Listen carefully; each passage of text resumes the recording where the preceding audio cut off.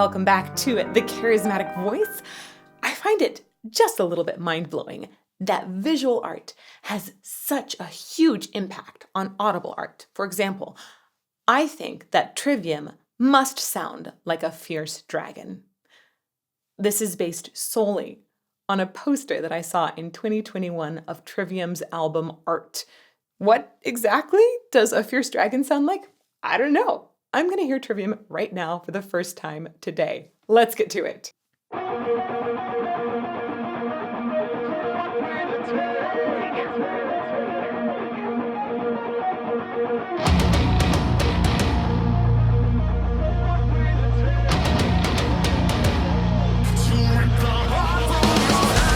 Whoa, whoa, whoa. Yeah, this is a fierce dragon. Whoa. I love the buildup here. There's like a filter on the voice. At first, it almost makes it sound like it's underwater, right? And it just like grows, and then it just started to release there into this flame of sound. Also, there's this sort of gorgeous visual of, it looks almost like dust, some sort of essence that's rising, I believe. So cool. I'm loving the visuals so far. I love the buildup of energy that you hear in all the instruments, really. There's a sense of doom from the depth of the sound, but also this almost like frantic feeling that's being built by some very quick playing. Back to the beginning. You almost wouldn't even see those dust particles at first. So cool. Whoa. Whoa. What is that? No, I won't pause at the right spot. Come on, there's so at the bottom, like in this area, there's some sort of cool, it almost looks like a sound wave. Maybe it's a visualizer that's happening. I don't know what it's representative of though. It looks so cool. Guys, if you know what that visualizer on the bottom is representing, I really, really, really want to know. That's awesome.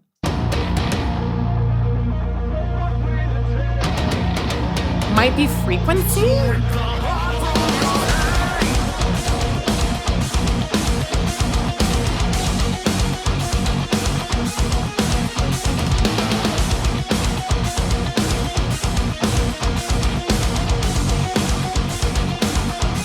Wow. It's easy to be right when everything repeats. It's easier to cut us down and point our defeat. It's easy to be right when everything repeats. Dig below the surface, find your insecurities. Tell me, maybe you were right, maybe I was wrong, but I've been silent for far too long. Maybe you were right, maybe I should go, but I've been silent for far too long. What will it take? Wow. He has a lot more sweetness in his sound than I expected. I was reading about him, Matt, I think it's Heffy, though it could be Heafy. I believe it's Heffy. I was reading about him, and I guess he's a total nerd too, which makes me super excited. I'm like, yes, plays video games. Things that I get excited about besides the vocal stuff. He also, earlier on, I read that he did a lot more screaming and metalcore kind of sounds. I was thinking he would have more of this high pounding power metal kind of just like belts really, really high the whole time. I was thinking that kind of sound, which often is going to be a little bit slimmer, a little more pointed. And instead we have a roundness and a sweetness to it.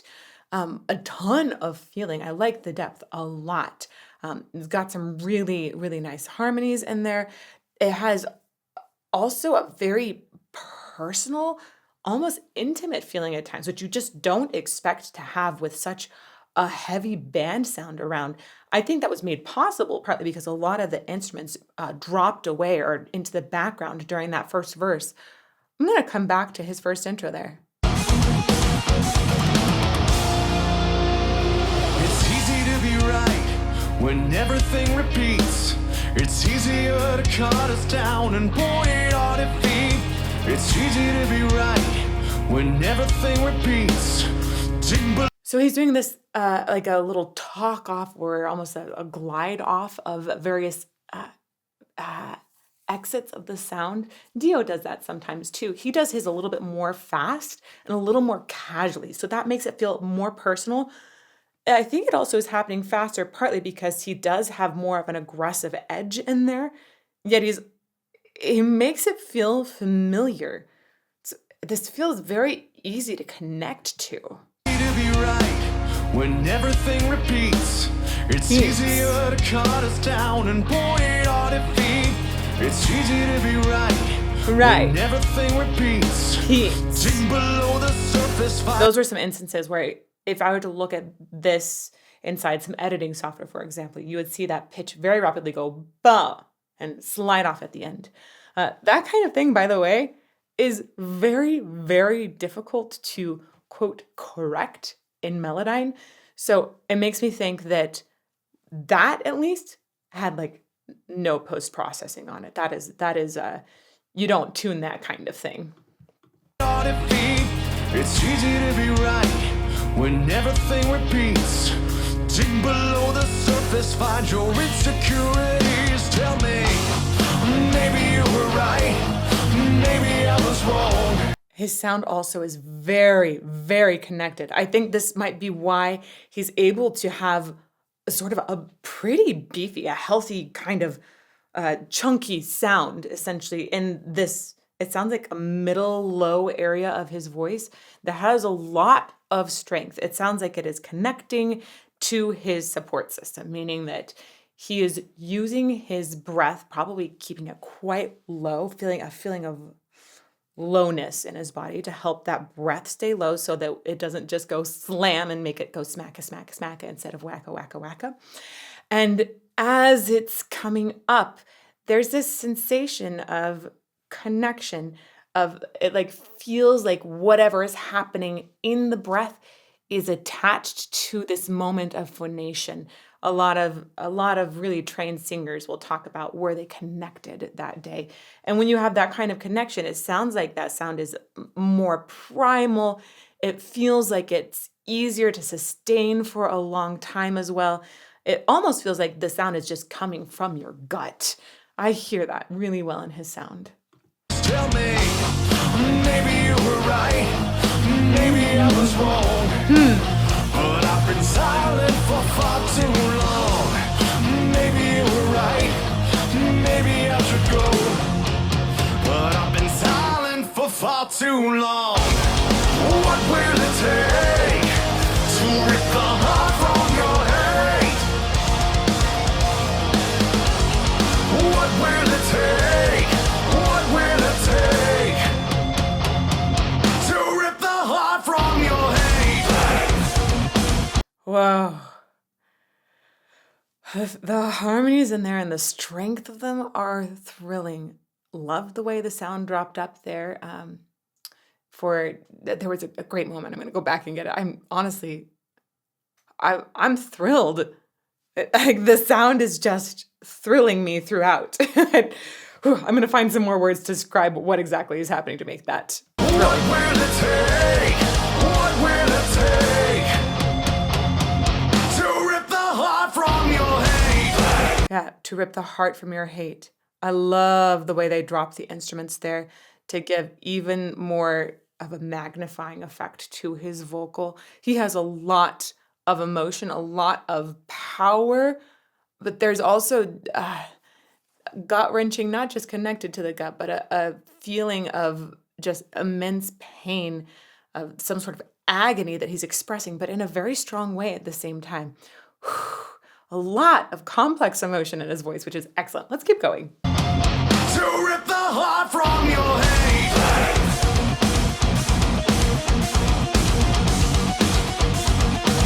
To rip the heart from your hate. Dude. To rip the heart from your These visuals remind me of James Bond somehow. I just am digging them so much. They've got that beautiful simplicity with just enough happening that every time I get to a new image, I'm like, where's the thing that's growing or expanding in this one? Oh, so cool.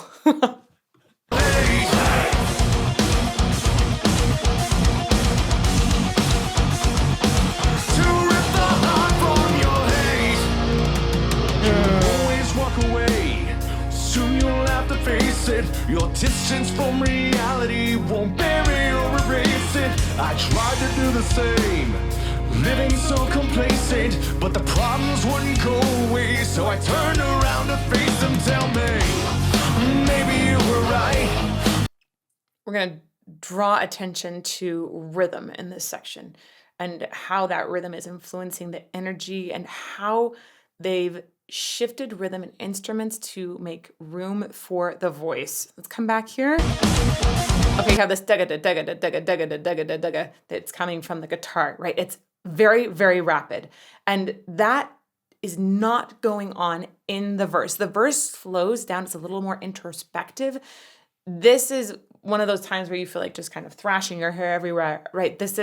That energy is really, really high when the guitar has this super, like, just pattering kind of rhythm going at you.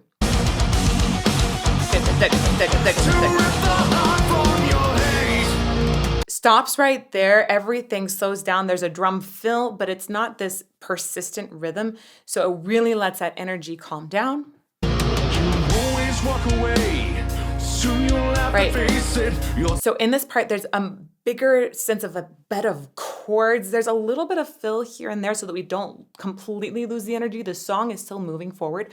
I particularly like the way that the drum fills will give us extra bit of like sort of these spurts of energy to go to the next section, but they're never competing with the vocal. This is very, very well written. Always walk away. Soon you'll have to face it. Your distance from reality won't bury or erase it. I tried to do the same, living so complacent, but the problems wouldn't go away. So I turned around to face them. Tell me, maybe you were right, maybe I was wrong. He's doing something that's super, super smart. He's singing into an M really heavily as he's starting these lines. That's partly why he sounds so connected.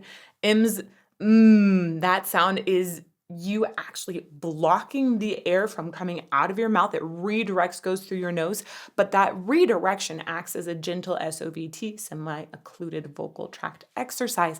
That can really help ease phonation here. It can help encourage that connection too.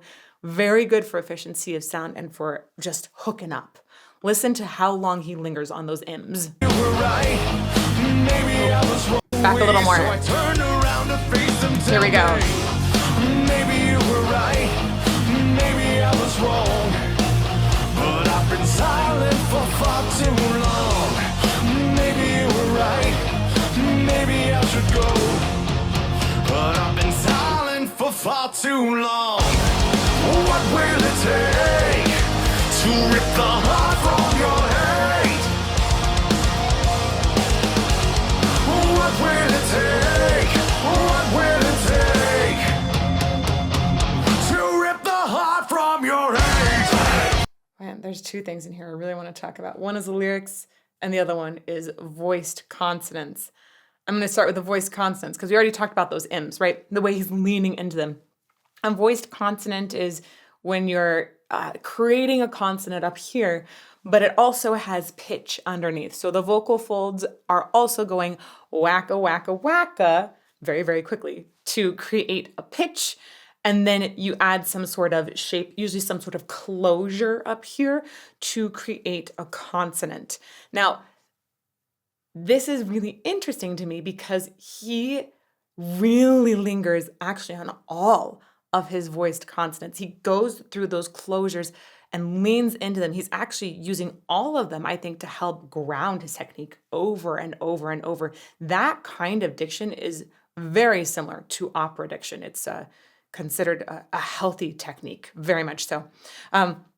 Even on the W, which is kind of like a weird consonant because when you elongate the W, you sing ooh first. Wah, wah. Check out how long he actually sings ooh before his W in here. What will it take? That was perfect timing. Okay, and I stopped it and kind of ruined it.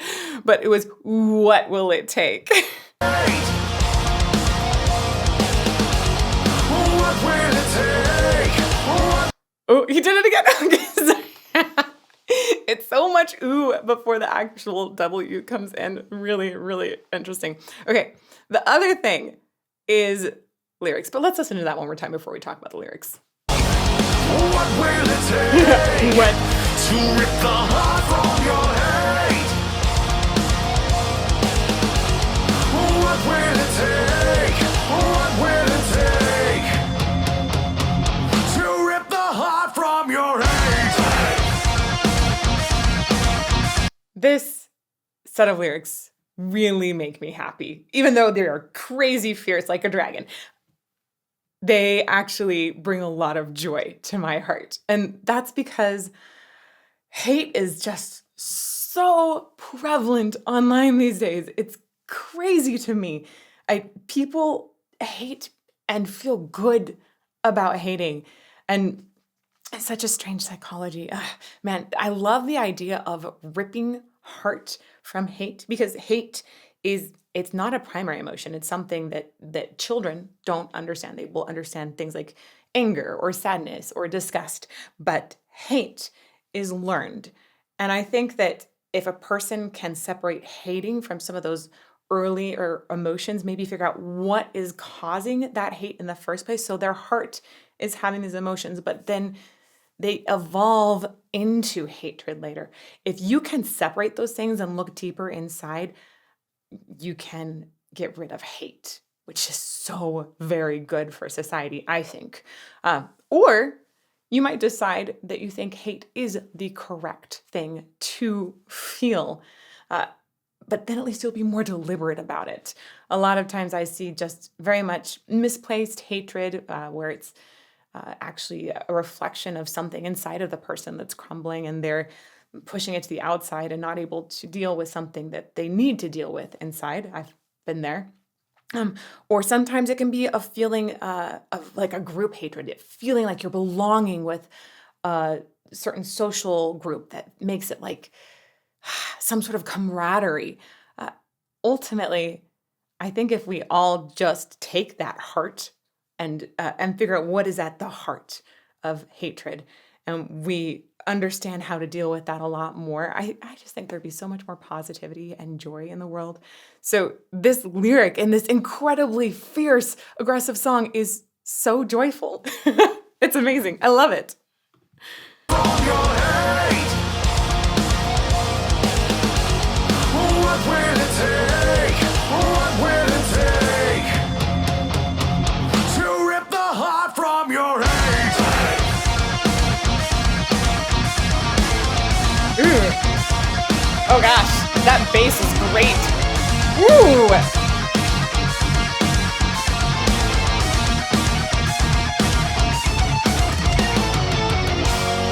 Maybe you were right. The little excursions of the bass there just really excited me. We'll keep going on this section because that was cool. Maybe you were right. Maybe I was wrong. But I've been silent for far too long. What will it take to rip the heart from your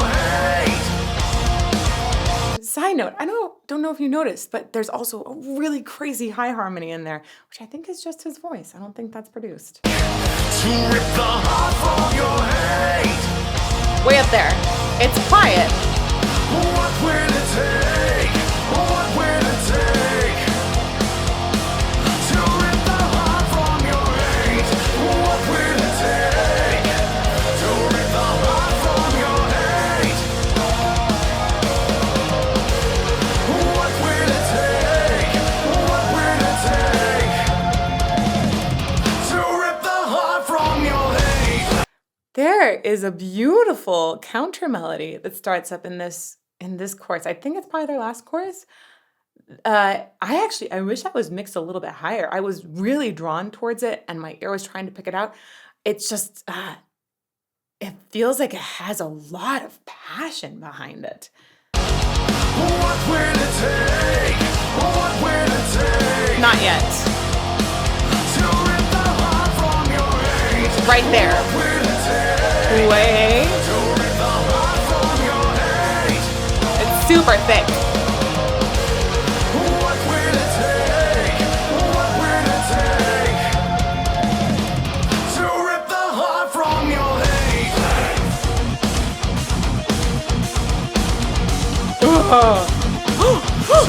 Guys, it's the artwork I talked about in the entry.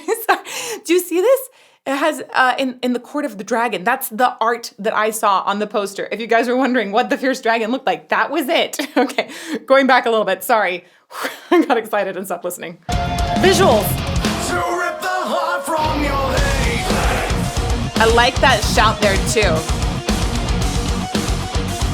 Huh. To rip the heart from your hate. Huh. To rip the heart from your hate. Ooh, nice bassy, bassy, bass. Okay, as this is ending, I just want to point out, I love this branding. Look at that. Look at how beautiful that is. Those letters and the way the V is up a little bit. This is just beautiful font work. They are so excellent at the visual side. Wow. Wow. Great lyrics. Very technically founded and powerful vocals. Sensational instrumentals. And then add to that super smart songwriting. I really like the sound of Trivium. I'm excited to see where else their sound has gone. I'm also excited to hear at some point some of the harsh extension of vocals that Matt does. This was very much like a dragon, and I liked it. If you want to see a playlist of other dragon-like music, don't ask me what that might mean right now. I'll figure it out later. Here's a playlist of dragon-like music, and may you fall more in love with music every day.